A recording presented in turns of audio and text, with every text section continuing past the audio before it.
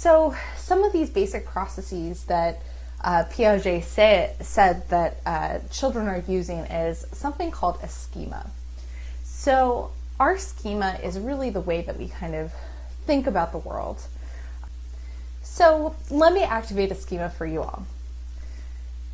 Say the answers aloud if you're able to, if you're in a room by yourself. What color are clouds? What color is chalk? What color is paper? Now, what do cows drink? Hopefully what I did is activate your schema for colors of white. So hopefully when I actually asked you what do cows drink, you said milk first.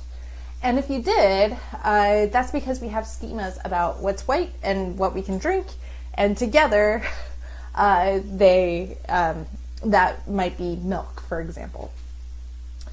So our schema is really just kind of our organization about the world. Children start the schema by their actions on the world, right? So if we have a very young child, they may like to do something like bang their toy on a table. And they may start with their rattle, right? So it's their favorite toy that they have, and they start banging it on the table. They think that's totally fun. Well, one of the really cool things that babies start doing is they start to be an active child, and they start trying this with different types of objects, right? So rattle works. Okay, let's move on to the block. Well, the block makes a really great sound, so I'm going to assimilate, or I'm going to bring that block into that current knowledge about the world, right? That current schema. And now I can say, hey, it's not just the rattle, but the block also makes a great banging sound. But if instead that child gets an egg, and it's not a hard-boiled egg, it's one of the ones that are raw, if he bangs the egg on the table, all of a sudden it breaks. So in that case, he's going to have to update his schema, right? Not every object that I can hold in my hand can be banged on a table repeatedly. So instead, I'm going to have to accommodate and say that not all things can do that. But instead, I have to update it to say, like, sometimes eggs can't. Another common example of this is when children first start learning about animals. In some of our learning about animals, right, we may be exposed to different types of dogs, for example. So let's just say I have a pug at home. I don't, I have a Springer Spaniel. Anyways, so let's just say I know about pugs, right? It's four-legged, and I learned to call it a dog.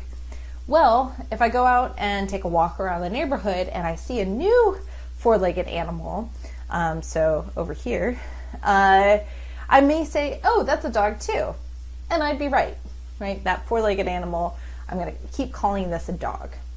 However, if I have an existing schema about what a dog is, and I come across a cat outside, I may have to update my schema to say, well, not all four-legged animals are dogs. Instead, some of them may also be cats. So this leaves us in kind of a balancing act, right? So sometimes we're in equilibrium or equilibration.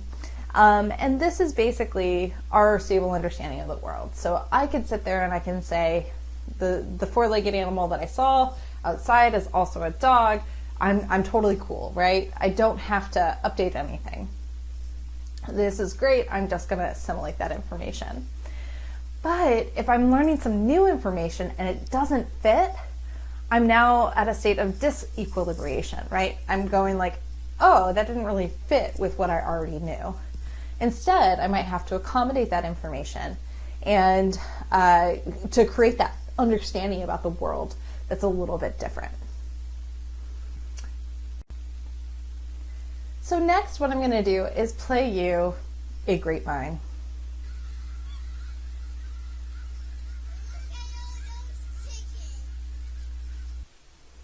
So what's happening in this look at all those chicken examples? What we see here is that we have a schema of a chicken. And this child knows a few things, right? A chicken has a beak, it's able to fly, it makes some sort of noise, a clucking sound, and it also lays eggs, for example. And so when this child brings up this schema, they may have even a mental image about what a chicken looks like, right? So we're good, this is a chicken. Now that child comes across a new type of animal and they try to apply it to their existing schema, right? They go, chicken?